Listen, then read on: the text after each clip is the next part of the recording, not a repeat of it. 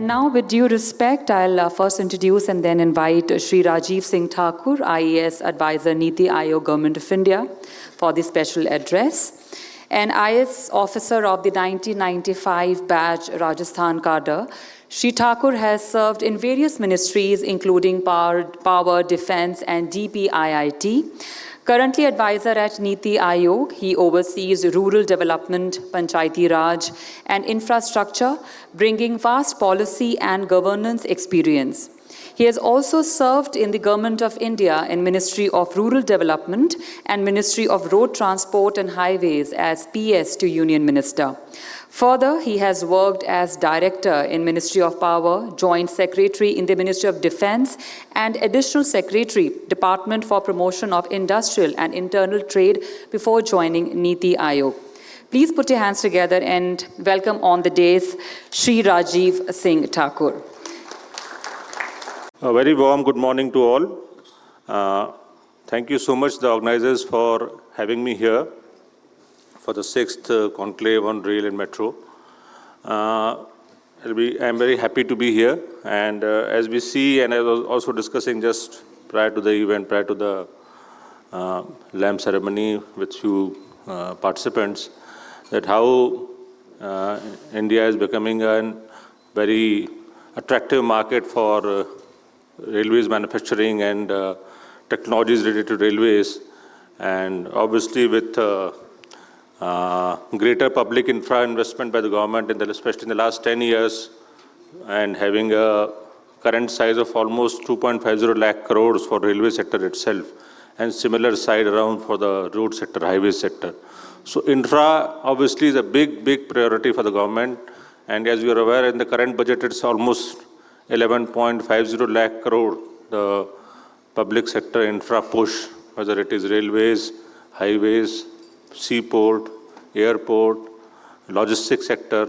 So entire infra sector is getting a big push, as you are aware, and I'm happy to be in one of those conclaves where we're talking about a very important sector for the infra and logistics, which is Indian Railways, and which is surely and steadily unlocking itself in several ways in terms of improving its efficiencies and other things. So I'll be having a brief presentation, and we'll just go through that. So these are all facts which are much more aware in a deeper manner, but just to put things in perspective about the size of the sector and how we are at the current state and what is the possibilities in the future. The land part of, sometimes we forget that our railway has almost 5 lakh hectares of land which is available with them, similar to probably defense or our armed forces.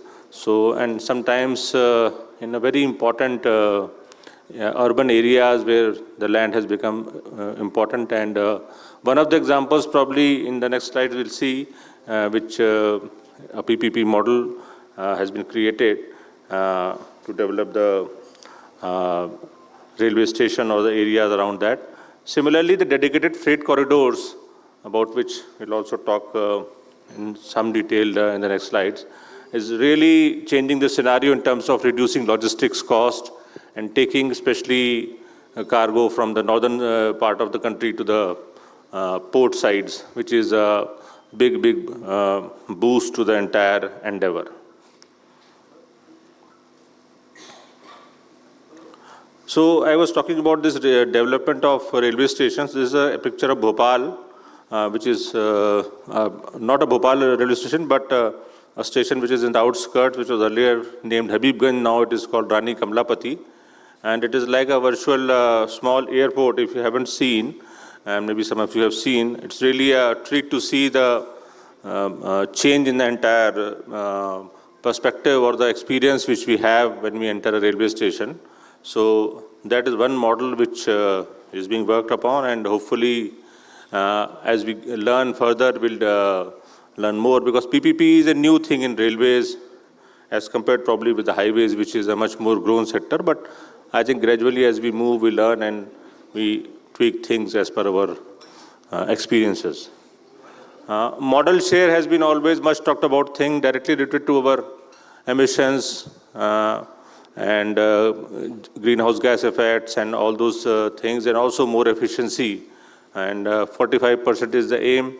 Currently, it is much less, as we are aware, and roads being much more convenient, not necessarily much more efficient, but being a convenient thing, it is being preferred by the logistics sector and transportation people. But with multimodal logistics parks coming, whether it is National Industries Corridor of the Ministry of Commerce Industry or other efforts by the Ministry of Road Transport Highways or by the state governments, these multimodal logistics parks will hopefully change the scenario and hopefully increase the model share, which should be there at an appropriate level, especially in terms of efficiency and reducing logistics cost and reducing greenhouse gas emissions. Station redevelopment, we talked. About net zero carbon emissions, we are all aware about how our targets are and how we are approaching them. And this is on schedule, and I think will be surely and steadily going forward. And I need not elaborate in so much of detail, which all of us are aware. And but just to highlight that our railway network is one of the greenest, and already almost 98% of the electrification done. So that is going strong. Besides that, we have 100 Gati Shakti cargo terminals already in place, and this obviously will reduce logistics cost and further reduction of greenhouse gas emissions. Some recent figures I would like to quote regarding manufacturing if you talk about the sector. So locomotives production became one of the highest, reaching to 1681. So which is probably leaving behind US and Europe also in terms of production of locomotives in the recent times. Similarly, the wagon production about 42,000 units. So that's also a very high number and all-time great figure of this 42,000 we achieved. And also railway wheels, about 92,000 we achieved in 22-23.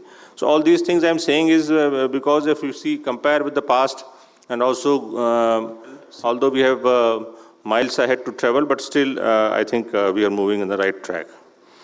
Another factor which we are aware about, the eastern and western dedicated freight corridor, which has giving its services in terms of seamless cargo movement to the ports from the hinterland. One of the recent introduction of 1,500-meter long-haul trains, freight trains, DFCCIL has introduced. So this again will reduce the logistics cost and emission of greenhouse gases and making it much more efficient.